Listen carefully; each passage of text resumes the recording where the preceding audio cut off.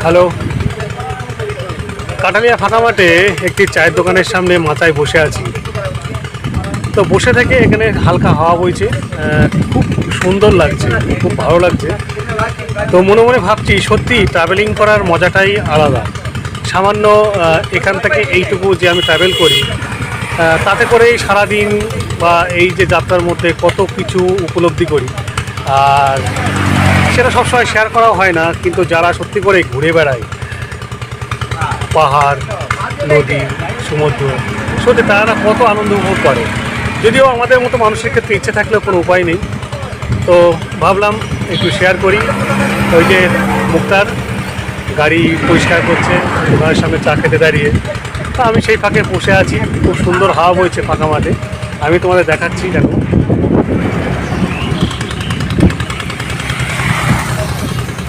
গাড়ি পরিষ্কার করছে, কাছে নোংরা হয়েছে ওই জন্য। আর এই যে দোকানটা, আর এই হচ্ছে মাথাটা। সত্যি খুব ভালো লাগছে।